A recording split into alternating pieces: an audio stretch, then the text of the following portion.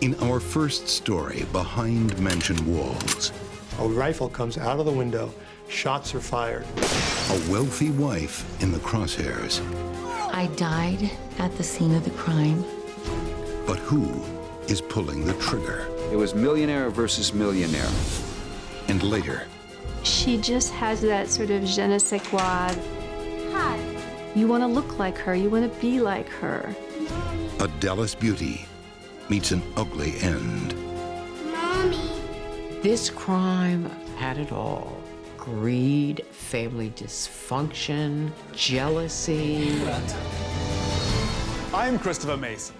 Being rich often means never having to sully your hands with dirty tasks. You can expect the hired help to clean your mansion, walk your dog, or manicure the grounds, and to purchase a little dose of murder.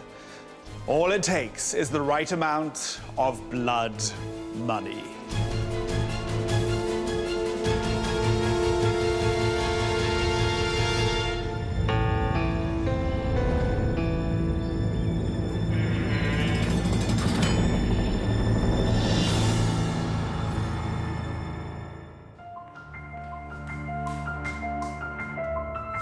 Heather Grossman has lived a fantasy behind mansion walls, buying the best things in life. We did many lavish things that I had never done before.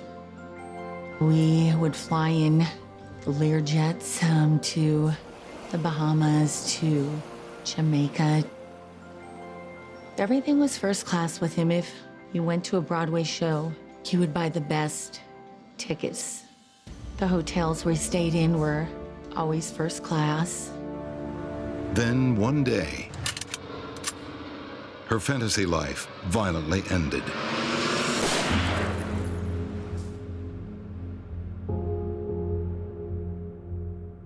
I felt the bullet penetrate into my neck, and I felt like my body was shutting down, and I tried to scream for help, and help wouldn't come out.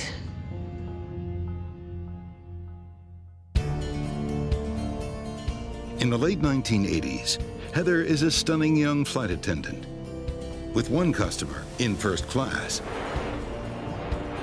He was very charismatic, handsome, well-dressed, very polite.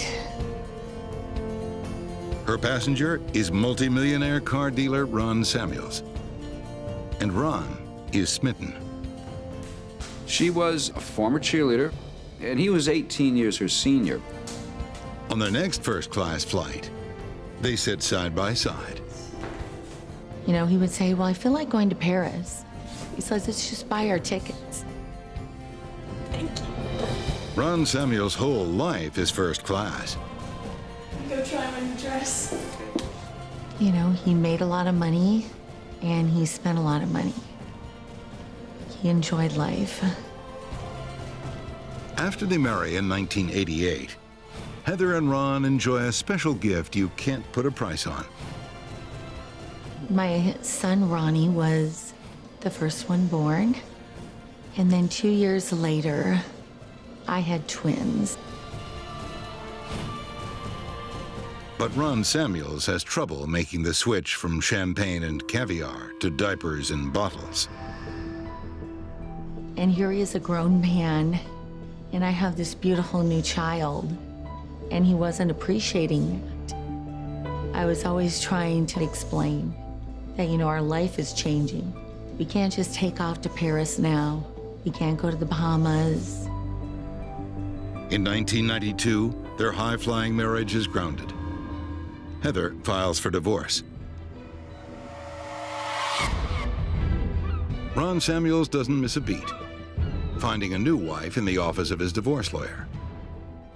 She was a secretary in his law firm's office, and he plied her with gifts, a Rolex watch, a 5-carat diamond ring. My lawyer said to me, Heather, I have something to tell you. He said, well, Ron has gotten another woman pregnant, and she's pregnant with with twins. The Florida businessman also sells off his lucrative Pensacola car dealership for a reputed $30 million.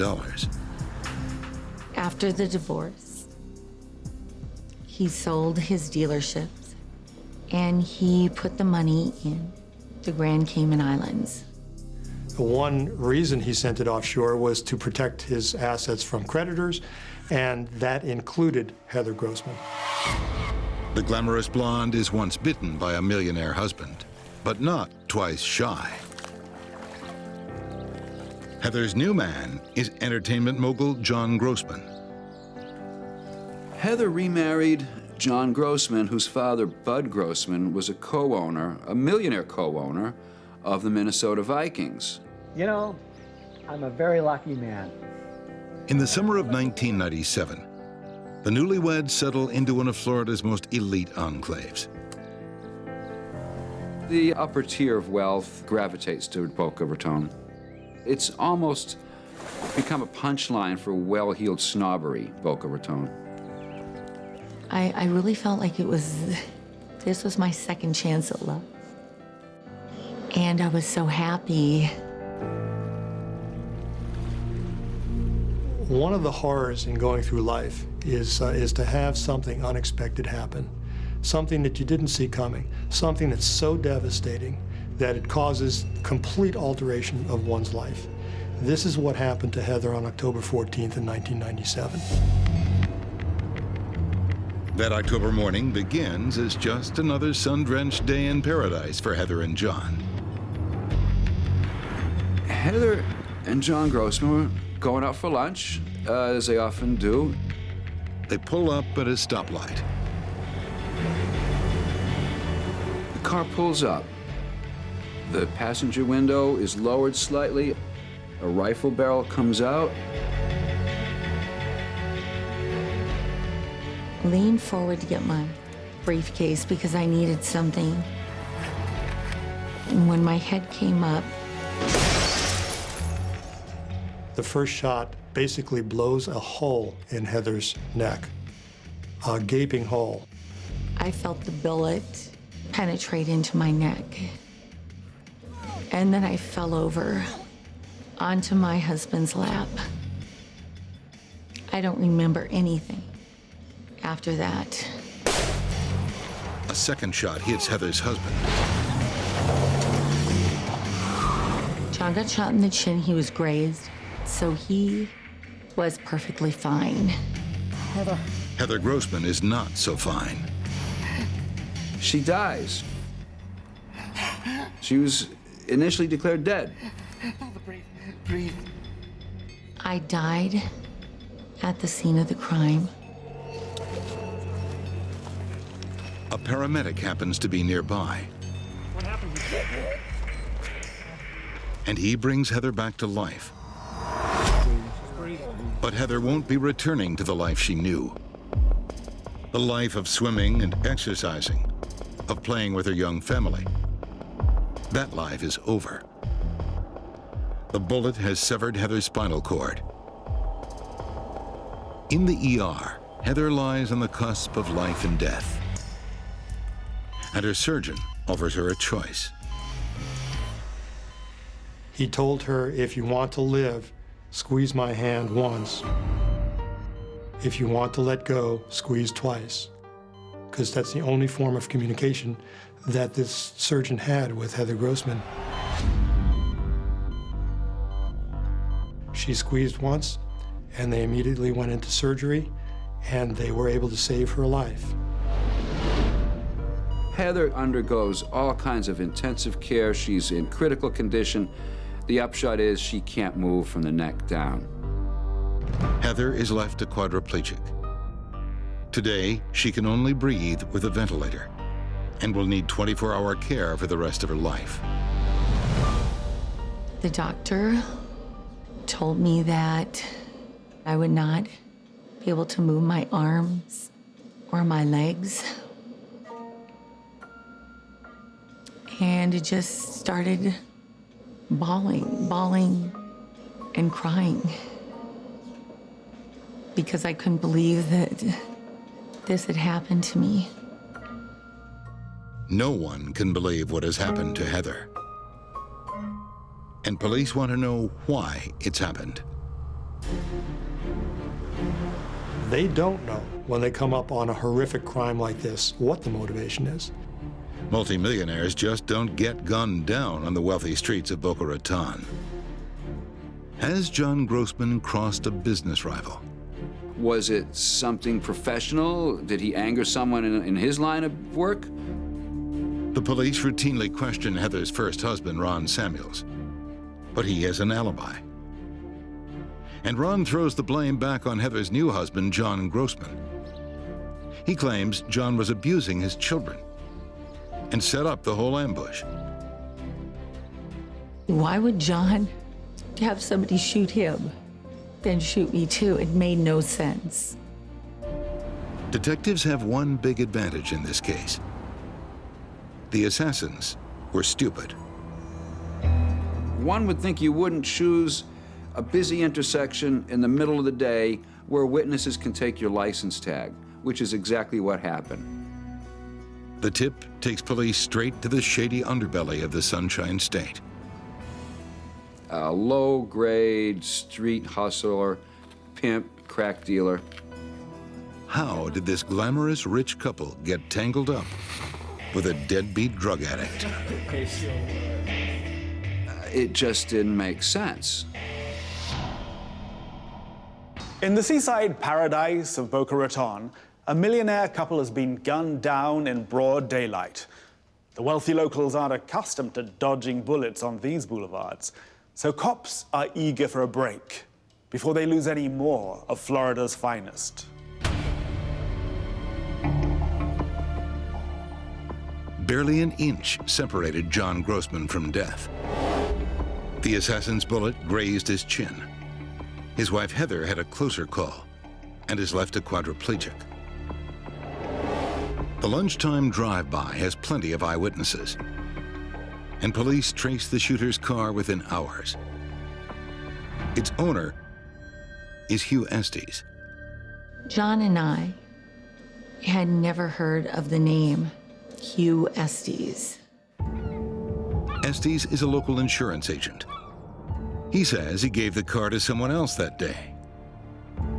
He claimed that he turned the car over to Eddie Slim Stafford, a low-level street hustler, crack dealer, and pimp.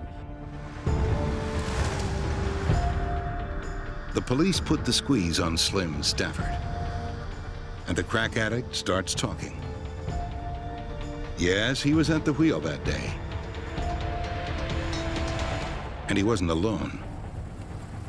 Roger Runyon, ex-Army marksman, also a crack addict, living on the streets, no job.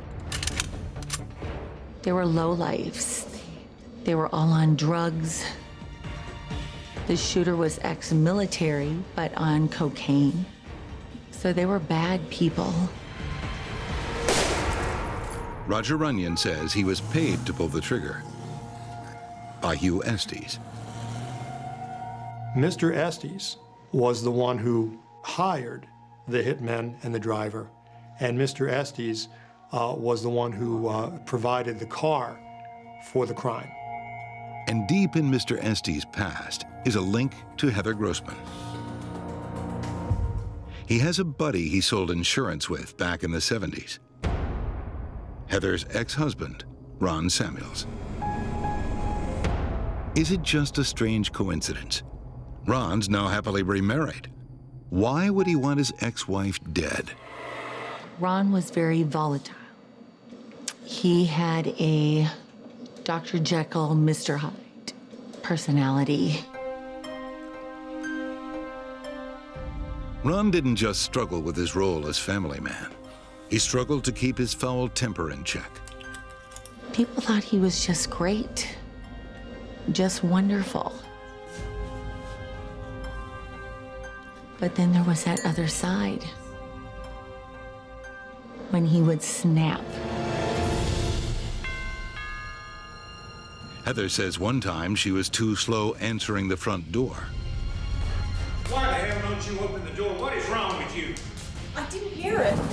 And then he comes out of the bedroom with a switchblade. You know dog? No, I'm sorry. Half an hour later, he's coming to me, trying to hug me and tell me he's so sorry, and trying to buy me gifts. But no amount of gifts can save their abusive marriage. I had everything I could possibly want. I was wealthy. I had a beautiful home. But I was terrified of the life I was living. I'm sorry. I don't know what came over me. And when he found out one time that I wanted to leave him, he got a gun and he held it to my cheek. He said, "If you ever leave me, I will kill you." Once the couple splits, Ron suddenly wants to see more of his kids. He fights for custody of the children and loses. And in October 1997, the month of the shooting, the multimillionaire was facing prison over his unpaid child support. The judge said that Ron Samuels owed $3,000 a month to Heather in child support, and he was in arrears for $60,000. Unfortunately, his professed love for the children did not extend to him sending money. A custody battle doesn't mean he's a killer. But Ron Samuels has one problem. He likes to be seen. Ron was very showy. Ron had to have the best of it. You know, Rolex presidential watches, the best shoes, the nicest cars. And in the days leading up to the shooting, Ron was talking big to the Florida underworld. He was going around quite openly saying he wanted Heather whacked. He wanted her out of the way, which is not the kind of behavior you want to exhibit if you're planning a murder. That news gets back to the investigators, and it's enough for an indictment. In May 1998, a grand jury indicts Ron Samuels for attempted murder and conspiracy to commit murder. But as police prepare to make their move, Ron Samuels has already made his. Somehow, Samuels got word that an indictment was pending. And within a day or two, he was in Mexico. That was a wild card that was not considered.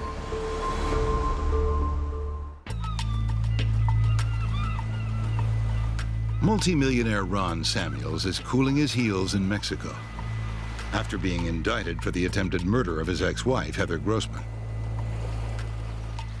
Back in sunny Florida, Heather is watching the shadows. She felt that he was going to try to come back or hire somebody to come back to finish the job. He was quite mad at Heather for keeping the children from him and for marrying another rich guy. It became apparent that he refused to let go. He refused to let Heather Grossman go. At the time of the shooting, Ron Samuels was facing a huge child support bill. He wanted to be free of the $3,000 a month child custody burden he had to pay. He also wanted revenge.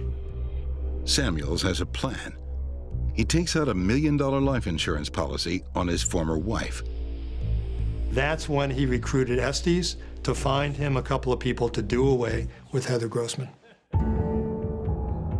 Prosecutor Alan Johnson believes he has a strong case, but he needs Ron Samuels back in the country. Luckily, the former car dealer has been dealing in other substances.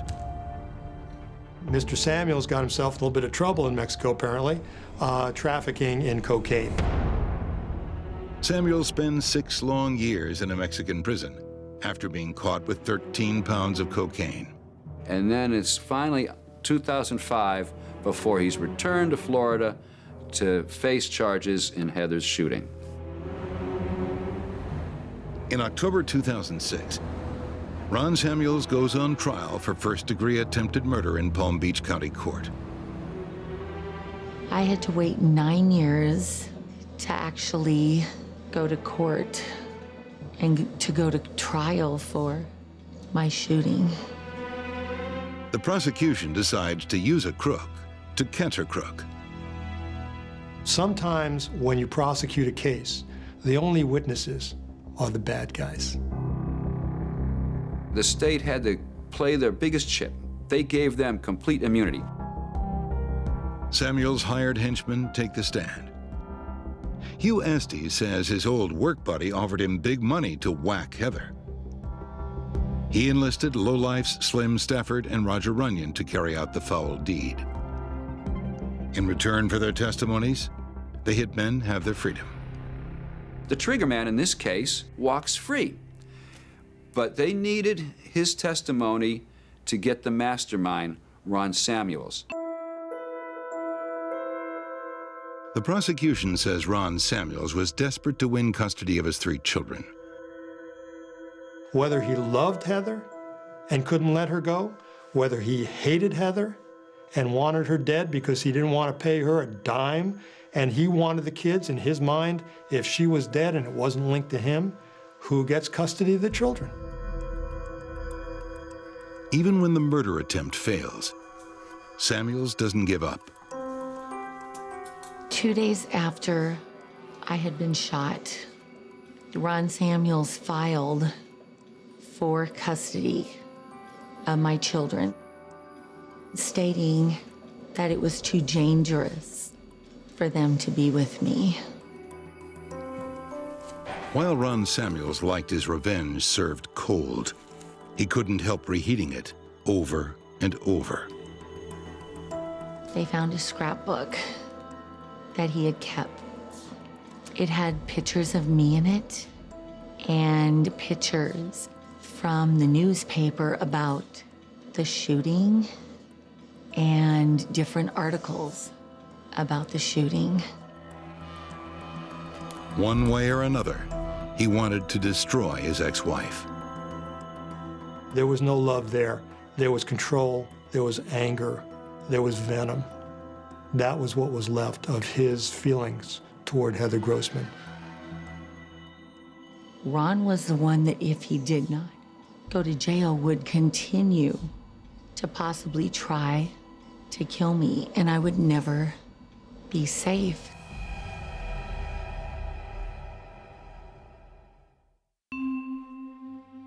The charming multimillionaire is unmasked as a merciless killer. Even his attorney called him a man who had done loathsome things. On the 31st of October 2006, 9 years after the shooting, Heather Grossman finally hears the jury's verdict. Guilty. I was overjoyed when I heard the sentence. I finally felt like I was not going to be afraid anymore, and that I was going to be safe, and that my children were going to be safe. The judge labels Samuels the puppet master. She gave him the maximum consecutive sentence that she could. The 58-year-old gets life in prison for first-degree attempted murder, plus 120 years for plotting murder. While Ron Samuels rots in prison, Heather Grossman is serving her own life sentence. You know, what happened to her should never happen to anyone. What she made out of her life since then is remarkable. Heather spends every day living with the suffering caused by domestic violence. And now, she dedicates her life to speaking out against it. I try to save lives because you need to break the chain of domestic violence. I'm just out there to make a difference, and it makes me happy doing it. Today, I have a happy and fulfilled life, and I enjoy every moment.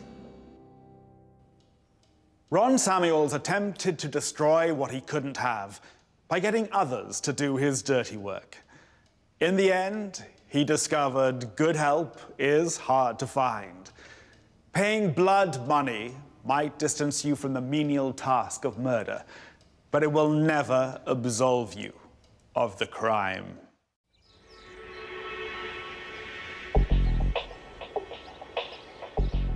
In an upscale Dallas home, a life of luxury hangs in the balance.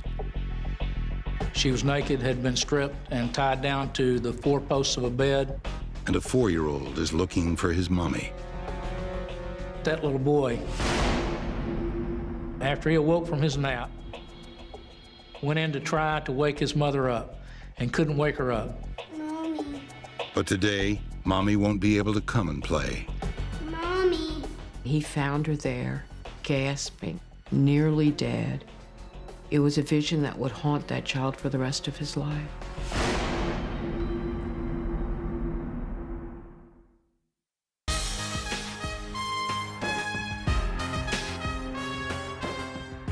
Dallas. That TV show? It was real. In the early 1980s, there are 13 billionaires in America. 5 of them live in Dallas. And sharing whiskey and champagne with the real J.R. Ewings of this city is a glamorous couple. Wealthy physician Peter Galianis and his beautiful wife Rosanne. In the world of Dallas in the 80s, they were on top of the world. They were very successful and the envy of people around them. Like many doctors, Peter found love across the operating table. He was working in a surgical ward, and there she was. She was just one of those women that drew men to her. And he thought she looked like an angel. He was instantly smitten. The good doctor marries his angelic nurse. And their happy marriage becomes even happier when they join Dallas's growing list of millionaires, thanks to Peter's booming medical supplies business. Now they had enough to really build a big, beautiful house in North Dallas to show off that wealth. In early 1983, they decide to make their dream home a reality. Here you go. The couple employs local builder Larry Ayler and his wife Joy. Stars to the east and the west. So beautiful. He was a very dynamic man. Absolutely, the east-west one. He had a reputation as building very fine custom homes in the $300,000 to $400,000 range, which in 1982 was a pretty expensive, pretty fabulous house. Larry did the construction work, and Joy did a lot of the interior design work. A red feature wall, because red and blue is all the go. Joy Ayler's wealthy family helped bankroll Larry's construction business. Diamond encrusted. Her parents were worth $10 to $20 million. So she had always grown up with whatever she wanted. Joy is still getting what she wants. Larry's business hauls in millions. And as quickly as the Aylers make money, they spend it. Larry and Joy had a very flashy lifestyle. They had a lake house, they had a ranch, they had a beautiful big house. She drove a Porsche, he drove a Jaguar. 34-year-old Joy is not just an interior designer. She's a style queen. Joy was a big socialite. She loved to be at parties. She loved to see and be seen. She looked like a very classy version of Dallas royalty. She just has that sort of je ne sais quoi that, you know, you envy. You want to look like her. You want to be like her. Peter Galianis' glamorous wife, Rosanne, is a good match for Joy. And both couples share a love of the good life. But in the world of the wealthy, life can change with the blink of an eye, the clink of a champagne glass, or the blast of a gun. I'm sure she never saw what was coming at all. Dallas in the 80s is going through its J.R. Ewing-style golden age. The city is flash and cashed up. Success is measured by the number of jets in your private fleet. But just as money here can purchase untold happiness, it can also buy misery and murder. On a cool fall afternoon in October 1983, Rosanne Galeana starts to turn her mind to tonight's dinner. Rosanne put her little 4-year-old into bed to sleep and went about just shutting down the house for the day. Not long later, her son woke up from his nap, walked into his mother's bedroom looking for her. There, the little boy is confronted by a nightmarish scene. His own mother lies naked and bloodied, tied to her bed. Mommy. Rosanne has been strangled and shot twice in the head. To see a human being that's in that condition, the initial reaction is shock. The 4-year-old has been taught that if something is ever wrong, call Daddy. And finally he said, "Dad, she won't wake up and she looks funny. There's something coming out of her mouth that's red." The doctor immediately knew something was terribly, terribly wrong. And he rushed home to find this horrible, horrible scene. Captain David Golden of the Richardson Police Department is one of the first to respond. When I arrived on the scene, she was still alive and fighting for her life. They cut her loose and placed her on a gurney. But 2 days later, the 33-year-old mother dies in the hospital. What kind of crime that was to have a woman, a young woman that was full of life, murdered in her own house with her own 4-year-old son, finding her body there. What kind of person would do such a thing? In any crime where a woman is murdered, the first suspect is the man that's closest to her, and in this case, that would be Dr. Peter Galunas. Cheers. The police soon find out this seemingly healthy marriage was at death's door. Everything in their future looked very bright, but behind closed doors, things were not as happy as they seemed. Peter had gotten suspicious that Rosanne was having an affair. Consumed by doubt, the doctor hires a private investigator. And the private investigator came back to him and said, "You're right, she is having an affair." And then Peter was shocked when he told him who the affair was with. It was Larry Ayler, the builder. Stung by the betrayal, Peter confronts Rosanne. And in May 1983, she leaves him for Larry Ayler. The police believe that is more than enough motive for murder. They really looked at Peter because, of course, he had a motive. He was angry. She's having an affair with this man under his nose. Her lover, Larry, also suspects Peter. He pointed his finger at Peter, and he said Peter did it. He didn't want to have to split his assets with his wife, and they were about to get a divorce. Then, Peter points the finger right back at Larry.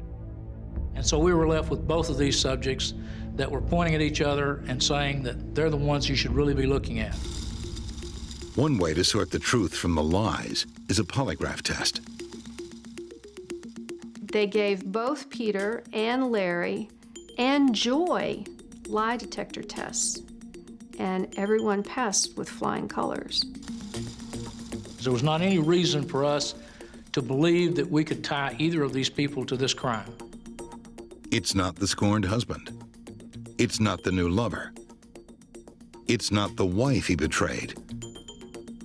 So all of Dallas is asking, who shot Rosanne Galeanos?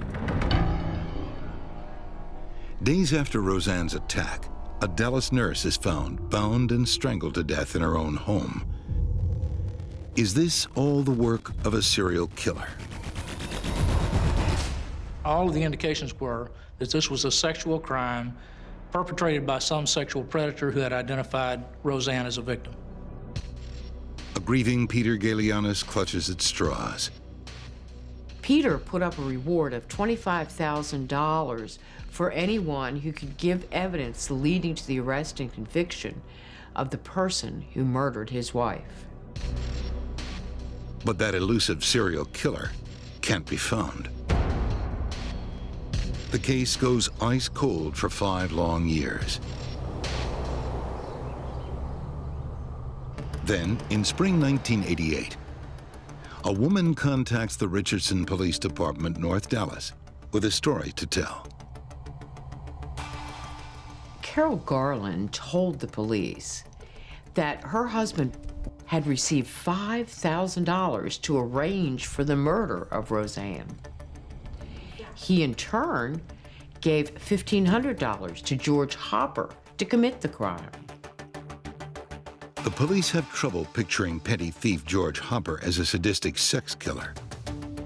He was a small-time crook, didn't have much of a criminal background. He had gone to a Bible college at one point, but just kind of a ne'er-do-well. The big question is, who's bankrolling this murder-for-hire scheme? The detective, of course, is like, well, who hired your husband? And Carol said, my sister, Joy Ayler. Joy Ayler, a delightful Dallas socialite, is paying for a hit? No, there's no way. She passed a lie. Joy Ayler passed a lie detector test. Why would she have done such a thing? That doesn't make any sense. It seems like a jealous Carol is trying to frame her high society sister and claim the reward money. Dallas detectives dismiss it as a petty family feud. So Carol Garland offers to prove it by luring Joy into a trap. They asked her to wear a wire and meet Joy for lunch. It all seems innocent enough, until the socialite starts boasting to her big sister. Joy admitted that she was behind Rosanne's murder. No, there's been no trouble at all. I'm quite glad I did it. And that Rosanne deserved it. She was glad it happened. I paid him $5,000 to kill Rosanne. Despite the unlikely story that Carol told the police, they followed it up and they discovered everything that Carol had said was actually true.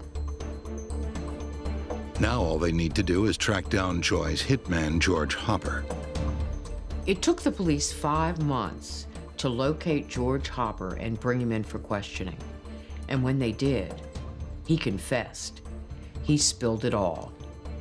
He eventually just dropped his head and said, I did it. George Hopper reveals the chilling truth of that fatal encounter back in 1983. George Hopper appeared at the front door of Rosanne's home bearing flowers. Hi there. She probably thought that they were from Larry. He appeared to be a flower delivery man, but that was just a ruse. What is this? Shut up! And the man threw the flowers down and pushed himself into the house.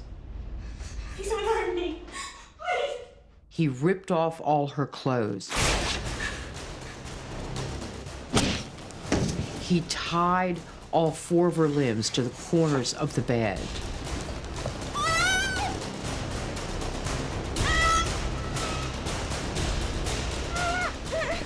Then he started choking on her. Joy specifically told Bill Garland when she handed him the address and the photograph of Rosanne and the money, I want this to look like a sex crime. Set it up like a sex crime. But as Hopper chokes her, Rosanne starts to break free. He became scared that she was about to get away from him. He took a pistol and shot her twice in the head through a pillow. I think he didn't want to look at her face. And the well-manicured hand behind his every violent move is Joy Ayler. A woman born into Dallas royalty is now the queen of blood money. In May 1988, she is arrested for the murder of Rosanne Galeanos. She was dumbfounded. She was, furious. Her own sister had sold her out. The silk-stocking suspect has the best legal counsel money can buy, and she quickly makes bail. After her arrest, Joy was released on a $150,000 bond, which is actually a fairly low bond for a capital murder charge. And that turns out to be a mistake. She got all of her cash out of the bank, and she ran off. The police couldn't find her, the marshals couldn't find her. It's like she just disappeared into thin air.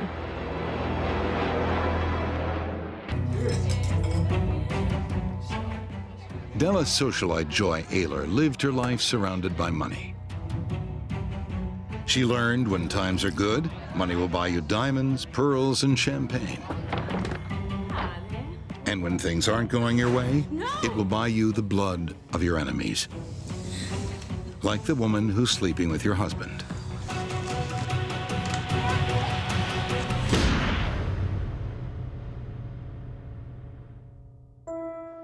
In May 1990, Joy Ayler should be on trial for murder. Instead, she's on the run. The eve of her trial date, with $500,000 in her pocket, she ran off. And a picture of Joy is emerging that's very different from the one that graced the Dallas social pages. Joy was a greedy, avaricious woman. She always felt that what she wants, she should have. I think a lot of Joy's problems came from being the favorite child in a wealthy family, where she was doted upon, she was given everything she ever asked for. When Rosanne Galeanos slept with Joy's husband, Larry, her days were instantly numbered. She chose to do this simply because she was jealous and she wanted revenge. The wealth had totally distorted her value system. What is a human life worth? To Joy, it's about $5,000. And make it look like a sex crime. Joy Ayler had it all planned out. She wanted the hit to look like a serial killing.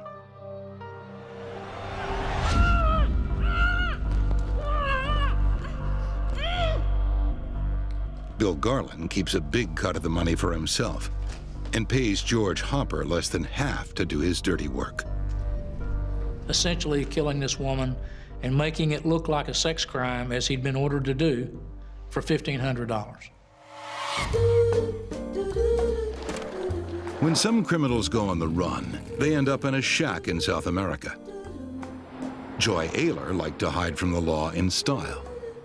She was living in a villa on the French Riviera, living it up and enjoying her days tremendously. In March 1991, the murder of Rosanne Galeanos is a distant memory. She didn't seem at all shy about hiding her wealth. She rather flaunted it, renting high-cost properties and making friends with all the important people. The locals know her as Liz Sharp. Then, Joy has a minor fender bender in a rental car. And a credit card check finally uncovers the socialite's secret. They found out she wasn't who she said she was, and there was an international warrant for her arrest.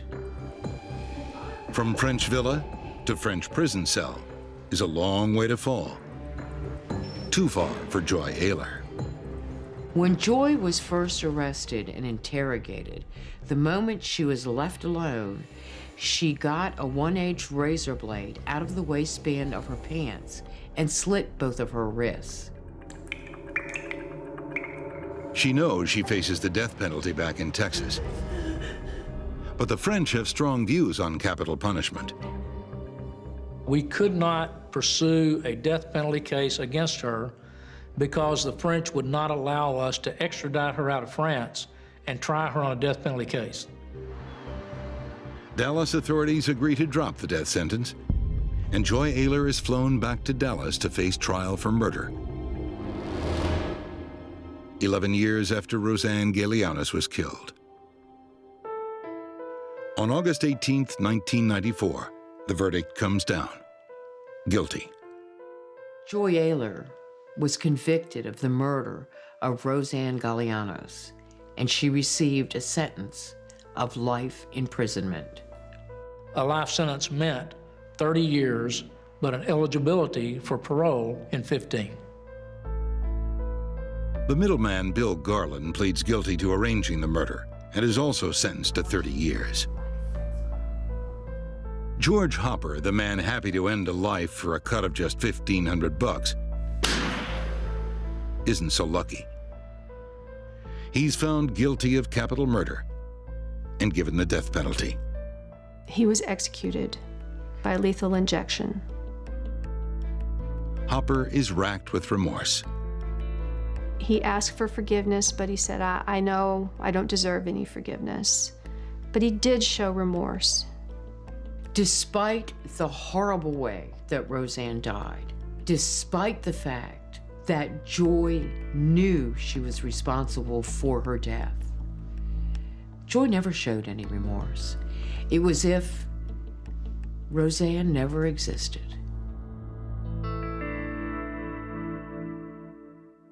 When you have the cash to buy anything, even death can be purchased without any real thought of the cost or consequence.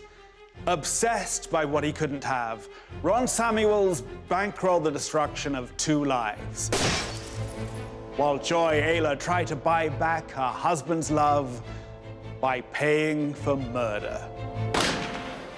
Handing over blood money turned out to be a down payment on a tiny room with no view.